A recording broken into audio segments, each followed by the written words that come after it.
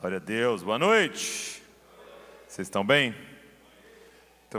Muito bom estar aqui com vocês. Fiquei 2 finais de semana fora de férias, descansando um pouco. A gente fugiu do frio, foi lá na Bahia, entendeu?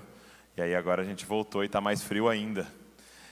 Gente, pela manhã ministrei sobre paciência e à tarde meu time perdeu de 5-1.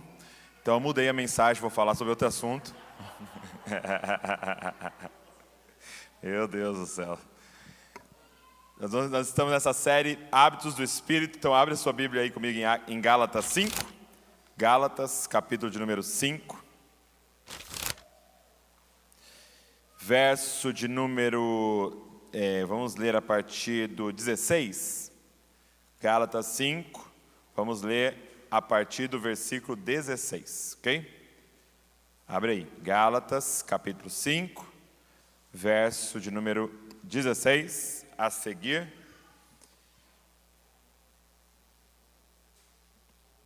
Você que está em casa, pega a sua Bíblia aí, pega papel, pega caneta, vamos para a palavra de Deus. Diz assim: por isso, digo, vivam pelo Espírito, e de modo nenhum satisfarão os desejos da carne, pois a carne deseja o que é contrário ao Espírito, e o Espírito que é contrário à carne. Eles estão em conflito um com o outro, de modo que vocês não fazem o que desejam. Mas se vocês são guiados pelo Espírito, não estão debaixo da lei. Ora, as obras da carne são manifestas: imoralidade sexual, impureza e libertinagem, idolatria e feitiçaria, ódio, discórdia, ciúmes, ira, egoísmo, dissensões, facções, inveja, embriaguez, orgias e coisas semelhantes. Eu os advirto como antes já os adverti: aqueles que praticam essas coisas não herdarão o reino de Deus. Mas o fruto do Espírito é amor, alegria, paz, paciência, amabilidade, bondade, fidelidade, mansidão e domínio próprio. Contra essas coisas não há lei. Os que pertencem a Cristo Jesus crucificaram a carne com as suas paixões e os seus desejos. Se vivemos pelo Espírito, andemos também pelo Espírito. Não sejamos presunçosos, provocando uns aos outros e tendo inveja uns dos outros. Feche seus olhos mais uma vez. Pai, nós estamos diante da Tua Palavra, das Escrituras Sagradas. Nós cremos aqui, Pai, que esta é a verdade, por isso fala com a gente. Nós queremos muito ouvir Tua voz. Nós queremos muito ser direcionados por Ti. Espírito Santo, nos guia em toda a verdade e causa uma transformação em nós a partir da Tua Palavra. Nós submetemos tudo ao Senhor aqui, Pai, no nome de Jesus. Amém e amém. Paulo vai nos dar essas 2 listas que nós estamos estudando juntos aqui, né? E são 2 listas que Paulo vai nos dizer que são os hábitos da carne e são os hábitos do Espírito, ok? Paulo está dizendo para essa igreja que há um conjunto de hábitos que é resultado da carne, de ser governado pela sua carne. E há um conjunto de hábitos que é o resultado de alguém governado pelo Espírito. O que Paulo está dizendo para essa igreja é: não adianta a gente falar, eu tenho o Espírito Santo, eu sou cheio do Espírito Santo. Isso não é algo para a gente simplesmente falar, isso é algo para ser evidenciado no nosso estilo de vida. É como se ele estivesse dizendo: mostre-me os seus hábitos, e eu vou te falar quem habita em você. Os nossos hábitos é o externo que revela isso, o interno que é habitação. Tanto que tem uma passagem muito interessante de Atos 19, que Paulo, ele chega numa cidade chamada Éfeso, ok? Chega nessa cidade chamada Éfeso. E ele fica sabendo que tem um grupo de discípulos nessa cidade, né? Ele está indo para plantar igrejas, mas ele fica sabendo que já tem um grupo de discípulos. E ele chega até esse grupo de discípulos e ali não descreve com detalhes quanto tempo ele passa com esses discípulos, mas nesse tempo que ele está com aquele grupo, ele faz uma pergunta. Surge uma pergunta no coração de Paulo, e ele faz essa pergunta para esse grupo. E a pergunta é a seguinte: vocês receberam o Espírito Santo? E o grupo diz assim para ele: não, nós nem sabemos o que é Espírito Santo.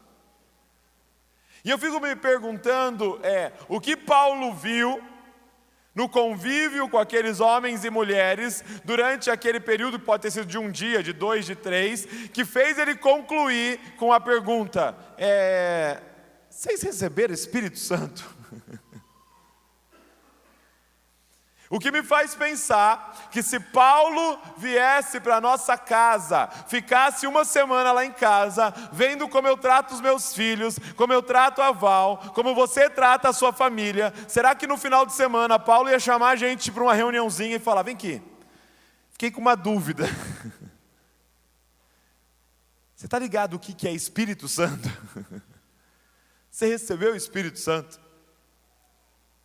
Será que a gente teria que verbalizar que nós temos o Espírito Santo, ou está evidente nos nossos hábitos a presença do Espírito?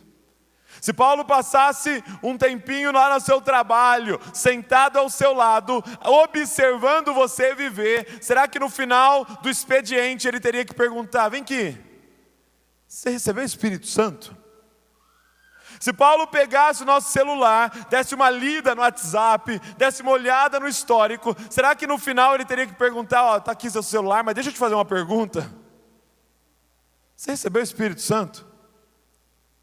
Por quê, gente? Porque essa lista aqui, ela é a evidência da habitação do Espírito em nós.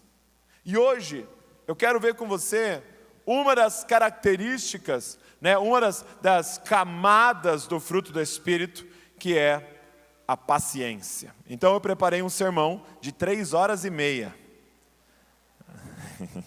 Você gela, né? Paciência. A palavra paciência aqui, na lista do fruto do Espírito, ela é a palavra no original grego macrotúmia, ok?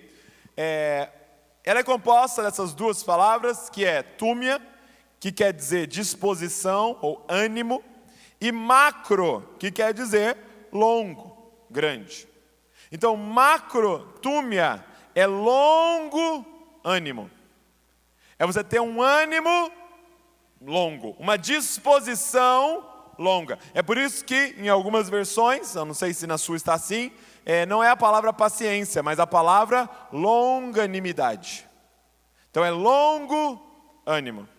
É a figura, e Paulo está usando de forma muito proposital essa palavra, macrotúmia. Por quê? Porque na lista da obra da carne, ele também vai usar uma palavra para fazer um contraponto, que é túmus.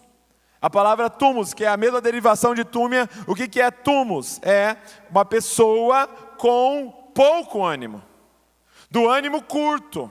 Enquanto macrotúmia é esse longo ânimo, esse túmus é uma pessoa que estoura facilmente. E a palavra que a gente usou para traduzir aqui no português foi ira. Ele está fazendo um contraponto entre paciência e ira. Alguém que se ira facilmente e alguém que tem um longo ânimo. Essa palavra túmus faz referência a alguém com ânimo curto. Então, é como se, é aquela expressão que a gente usa do pavio curto.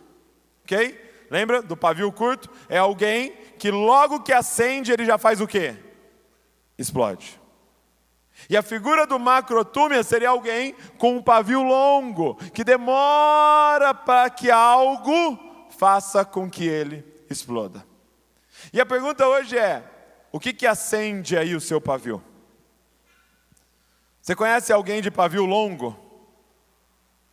Sim ou não? Conhece alguém? Paciente, assim. Você conhece alguém de pavio curto? Levante a mão. O que acende o seu pavio? O que faz você estourar? O que faz você explodir? O que faz você ficar à flor da pele? O que te deixa nervoso?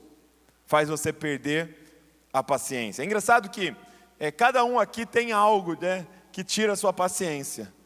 Cada um aqui tem algo diferente. apesar de poder ter várias pessoas de pavio curto aqui, cada um parece que tem um botão diferente, cada um parece ter um gatilho diferente. Talvez o seu seja os filhos, né? Os filhos vêm com a habilidade de Deus de acender pavio, né? Eles vêm com isqueiro na mão, assim, ó. Bom dia, pai. Eles sabem. Por que eles sabem? Porque são uma miniatura tua. Talvez os filhos sejam aqueles que estão com a habilidade de tirar a paciência. Talvez não. Talvez quem ganhou essa habilidade foi seu marido. Meu irmão, fala a verdade, minhas irmãs. O marido, ele deve ter lido algum livro antes de casar com você, que ele sabe exatamente como te irritar, sim ou não? As esposas, mesma coisa. Parece que elas fizeram um curso online, antes de casar. Como que a gente faz para tirar a paciência dele? Por quê? Porque quanto mais intimidade a gente tem, mais a gente conhece os botões. Mais a gente conhece aonde que o pavio é aceso. Mas talvez não, para você seja, por exemplo, uma situação como o trânsito. Tem gente que se transforma no trânsito, né? O cara calmo, tranquilo, sereno, entrou no carro, vem um bicho nele assim. Ele está dirigindo, ele fica xingando as pessoas na rua. Já viu? A pessoa que fica xingando os outros na rua, a pessoa nem está ouvindo. Tem esse songo-mongo na minha frente aqui. Meu Deus do céu. O que ele está tentando conhecer a cidade aqui? Ele transforma. Parece que o trânsito tira ele do sério. Sabe uma coisa que entra, né? Por debaixo da pele de algumas pessoas, quando tem um péssimo atendimento em algum lugar. Meu Deus, cara. Quando chega lá e vem aquele atendente lerdo, você entra em desespero. Você sai do espírito, você entra na carne. Sabe quando você vai em algum órgão público? E vem aquele atendente que está assim, animadíssimo para te atender. Ele ama o trabalho dele. Ele acorda todos os dias, e essa segunda-feira, vou lá no meu turno, receber você, para fazer a documentação do seu carro, para renovar o seu RG. E aí você fica bravo. Você já ligou em algum lugar para cancelar alguma coisa de telefonia, meu Deus. Parece que eles também fizeram um curso para tirar a sua paciência, não é verdade? Tem pessoas que dinheiro. É dinheiro que tira a sua paciência. É o dinheiro que acende o pavio. E na verdade é a falta dele, né? Quando você ouve a frase da sua esposa, amor, tem que comprar, na hora acende assim. Puff. Precisa comprar, não precisa nem completar a frase. As crianças estão precisando, você já acendeu. Nós vamos ter que trocar, já acendeu. Porque parece que essa questão das finanças mexe com você. A verdade é que cada um aqui tem algo que tira a sua paciência. Agora, por que paciência é parte do fruto do Espírito? Porque paciência, gente, é uma característica do nosso Deus. Paciência é um dos atributos do nosso Deus, e o nosso Deus é paciente. Por que é o fruto do Espírito? Porque quando o Espírito de Deus está na vida de alguém, a natureza do próprio Deus vai sendo formada em nós, e nosso Deus é paciente. Olha o que está escrito em 1 Timóteo, capítulo de número 1, verso de número 15. Esta palavra é fiel e digna de toda aceitação, que Cristo Jesus veio ao mundo para salvar os pecadores, dos quais eu sou o principal. Mas por essa mesma razão, me foi concedida misericórdia, para que em mim, que sou o principal pecador, Cristo Jesus pudesse mostrar a sua completa paciência, e eu servisse de modelo para todos que hão de crer nele para a vida eterna. Gente, eu e você somos resultados da paciência de Deus.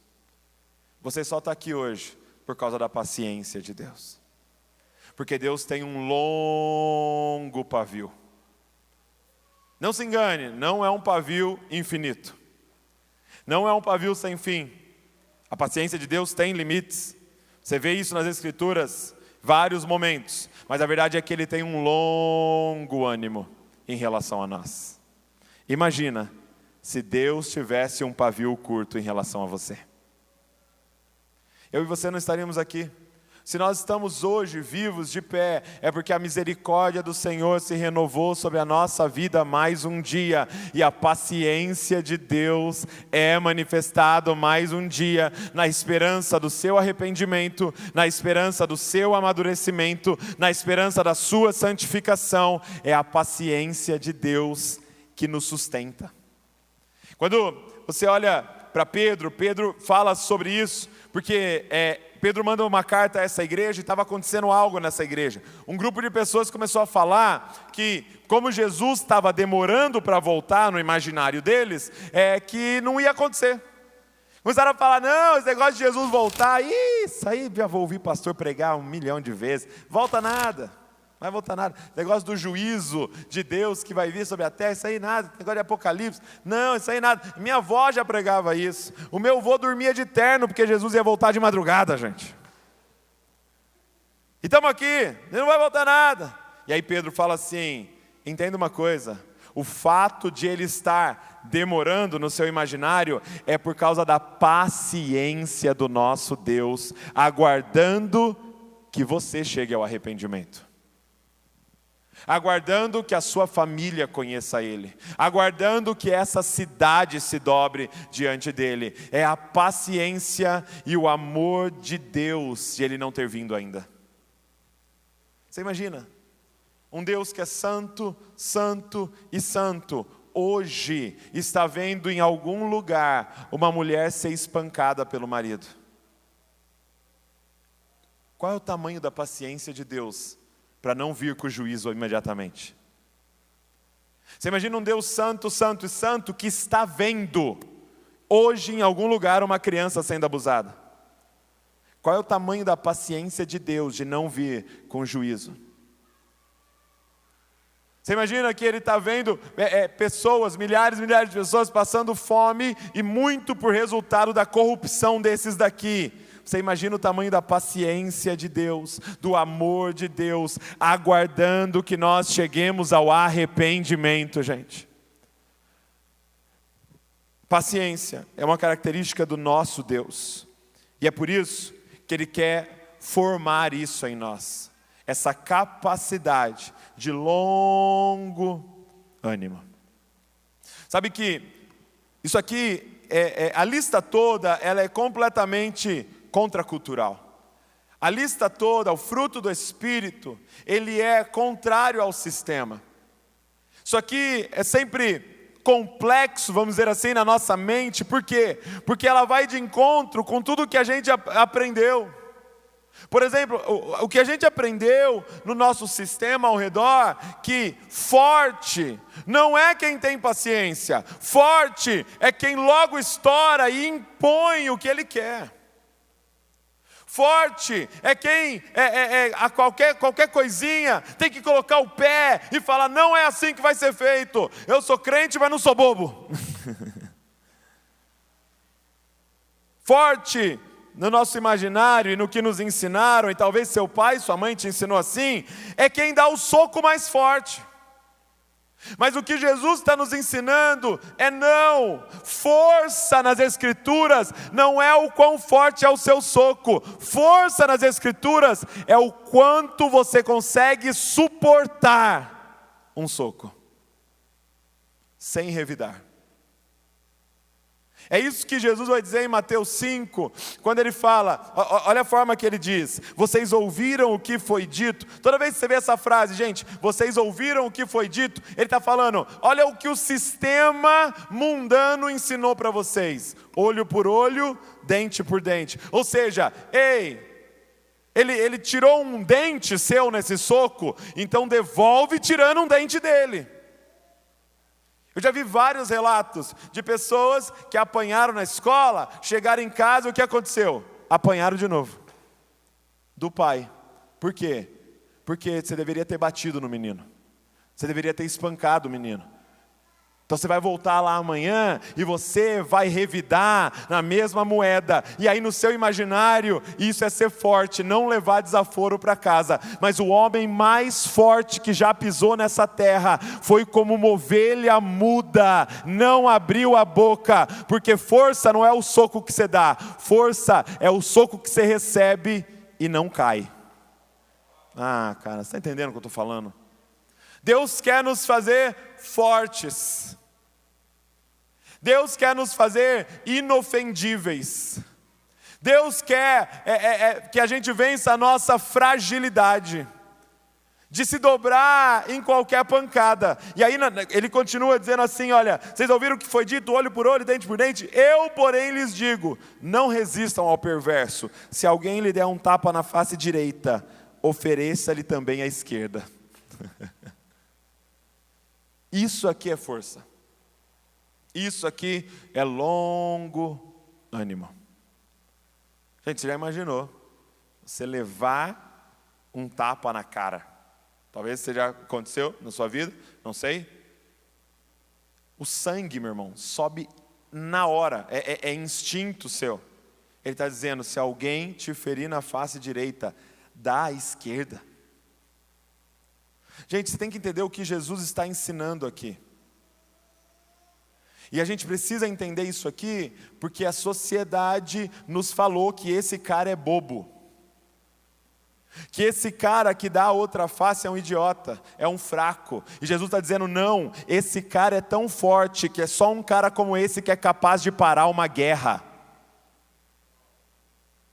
Ei, entenda uma coisa, quem está dando a outra face é o forte, quem está batendo é o fraco, porque não é necessário força para ser violento, é necessário força para ser paciente. Se você agir no automático, se você não se desenvolver, se você não crescer em Deus, você é o violento. Agora, para ser o paciente, é necessário a obra do Espírito em nós. Então isso verdadeiramente é ser forte. Presta atenção, o golpe mais violento que você pode dar no seu oponente é tratá-lo como irmão. Meu irmão, você quer revidar com violência? Perdoa. Porque devolver violência com violência não é resolver o problema da violência. A única forma de resolver o problema da agressividade é devolver mansidão, é devolver paciência, é devolver graça, misericórdia. O que Jesus estava fazendo na cruz, gente? Ele estava sendo violento contra a violência. Ele estava se levantando contra a maldade. Com mais maldade? Não. Porque não se apaga um fogo com gasolina. Se apaga um fogo com o inverso do fogo. Então, se te ferirem na face direita, você dá também a esquerda. Agora, por que, gente, nós somos tão impacientes? Por que há tanta impaciência? Nós estamos num momento de extrema impaciência, né? Nós estamos cada vez mais perdendo a capacidade de esperar, a capacidade de ter um longo ânimo. Por quê? Porque tudo ao nosso redor está nos treinando a velocidade, não é verdade?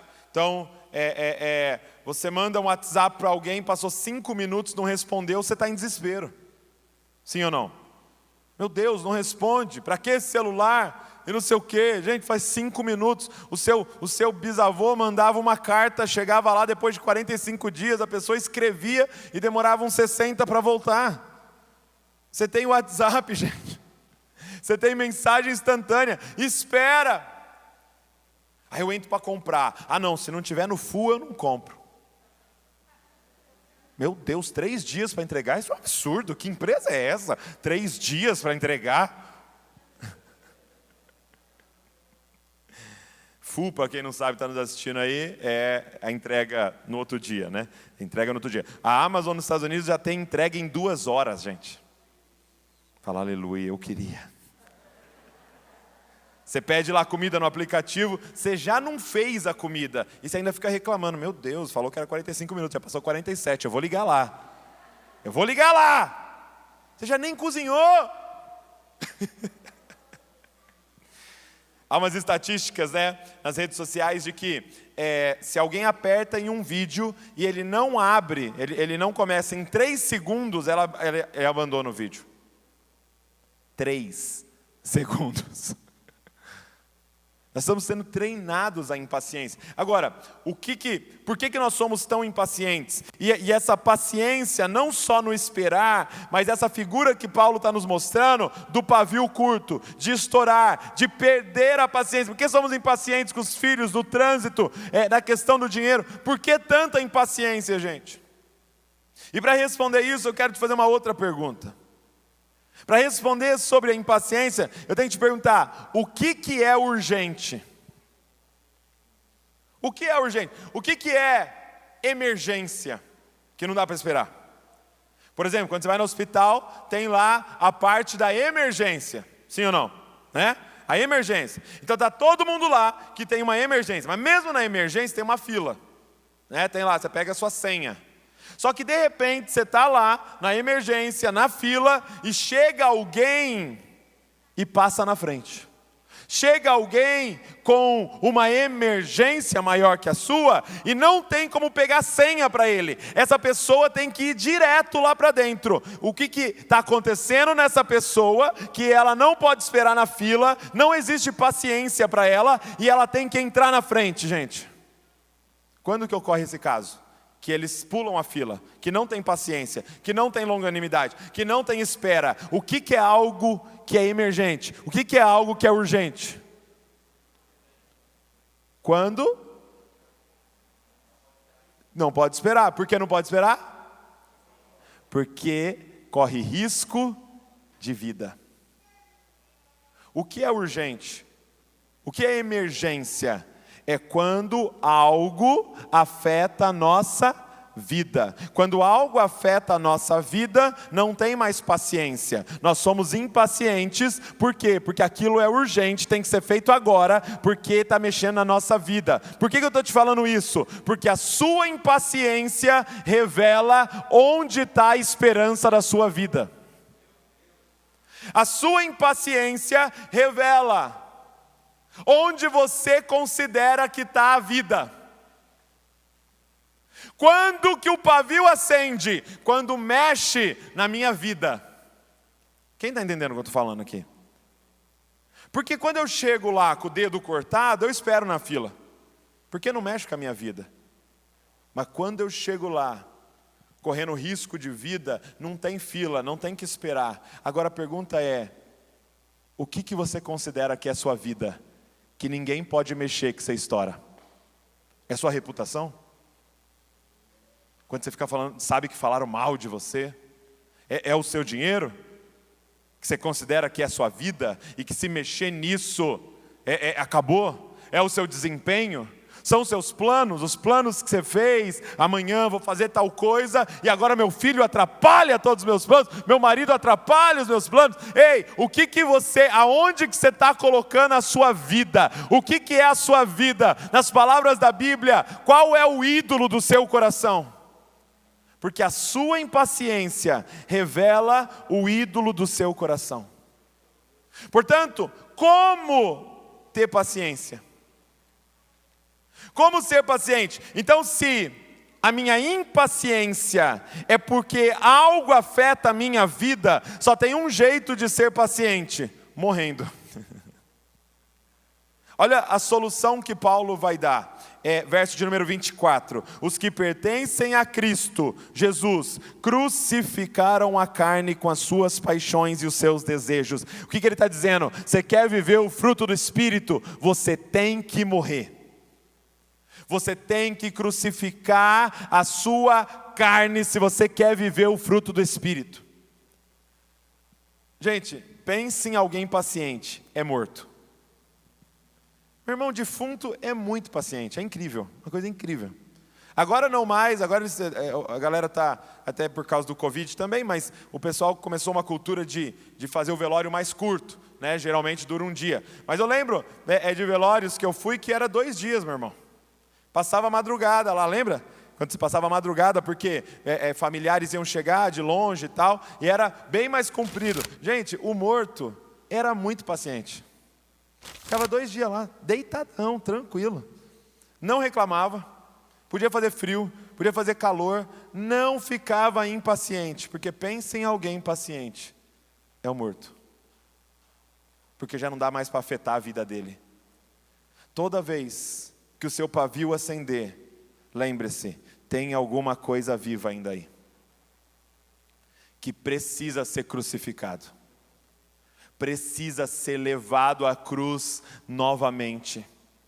Por quê? Porque Paulo vai dizer o seguinte, ainda em Gálatas, capítulo de número 2, verso de número 19. Porque eu, mediante a própria lei, morri para a lei, a fim de viver para Deus. Estou crucificado com Cristo. De novo, estou crucificado com Cristo. E aí ele vai dizer, logo, já não sou eu quem vive, mas Cristo vive em mim. O que Paulo está nos dizendo aqui, gente? O que você precisa entender é que Paulo se considerava um homem morto.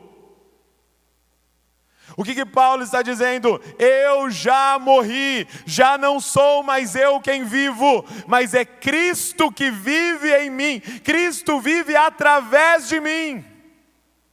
Qual é o caminho para a paciência? É você compreender, já não é mais você quem vive, mas é Cristo que vive através de você a partir de agora.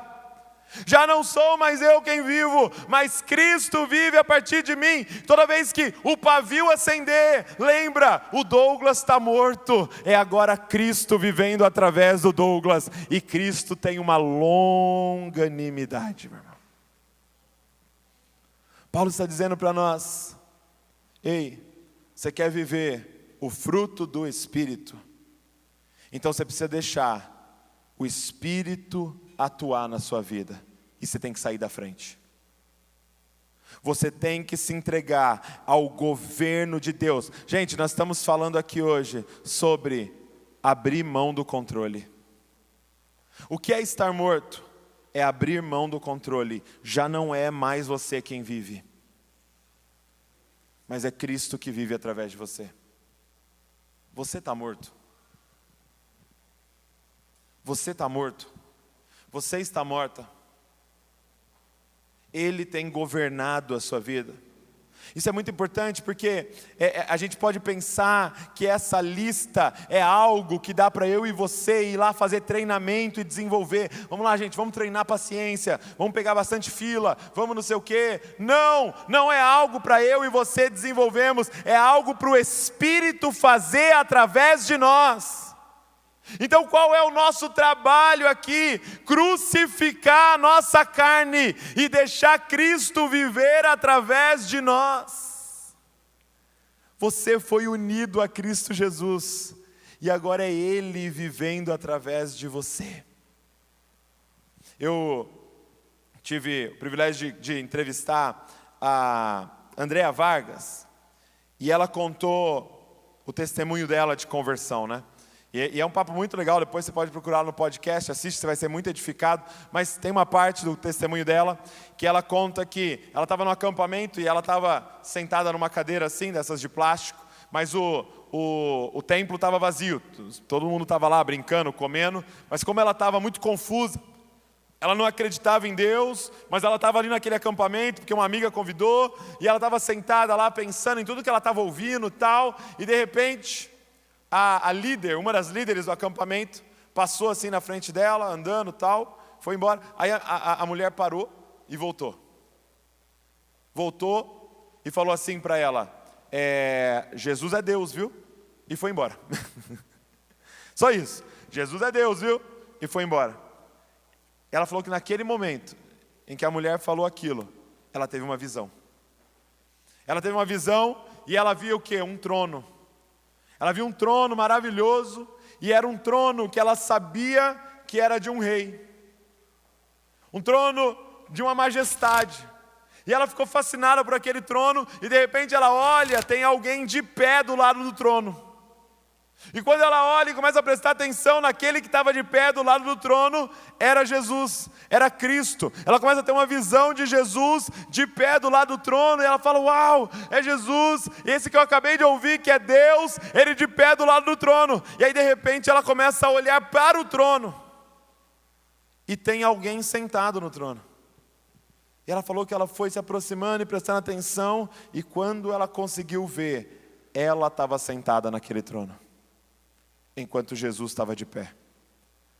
Ela falou que ela foi tomada, na visão assim, ela foi tomada por uma vergonha. O que eu estou fazendo no trono? E deixando o rei de pé. E aí ela disse que foi aquele o dia da conversão dela. Porque, gente, o que é se converter? É você sair do trono da sua vida e deixar o rei dos reis sentar. Governa a minha vida, cara. Ei, quando é que você vai abrir mão do controle? A nossa impaciência é sempre relacionada à nossa crise de controle. Quando é que você vai abrir mão do controle e deixar Cristo viver através de você? Ele está dizendo, crucifica. Ei, Jesus, ele tinha um estilo de vida de cruz. O que é o estilo de vida de cruz, gente? É que ele não fazia a vontade dele. Você vai ver o tempo todo Jesus dizendo: ei, eu não estou fazendo a minha vontade, mas eu estou fazendo a vontade daquele que me enviou. Olha o que ele diz: eu e o Pai somos um. O que eu falo é o que eu ouvi o Pai falar. Quem eu toco é quem o Pai queria tocar. Aonde eu vou é aonde o Pai quer que eu vá. Ei, eu não estou fazendo a minha vontade, mas eu estou fazendo a vontade daquele que me enviou. E aí ele podia dizer: quem me vê, vê o Pai. Porque eu estou aqui, numa vida de cruz, negando a mim mesmo e fazendo somente o que o Pai deseja. Ei, Jesus viveu uma vida em que o Pai vivia através dele. Qual é o nosso chamado? O nosso chamado é para que Cristo viva através de nós. Você possa dizer: já não sou mais eu quem vivo, agora Cristo vive através de mim. Por quê? Porque eu e Cristo somos um. Quem me vê, vê quem? A Cristo. Eu não estou fazendo a minha vontade. Você precisa poder dizer: eu não estou aqui por causa da minha vontade. Eu não estou falando isso porque eu quero falar. Eu não estou fazendo isso porque eu quero fazer. Eu não estou indo aí porque eu quero ir. Mas porque Cristo em mim quer fazer essas coisas. Ei, você quer viver isso daqui, toda essa lista? Você precisa abrir mão do controle, abrir mão do governo. Você precisa crucificar a sua carne e deixar o Espírito viver através de você. Fica de pé no seu lugar.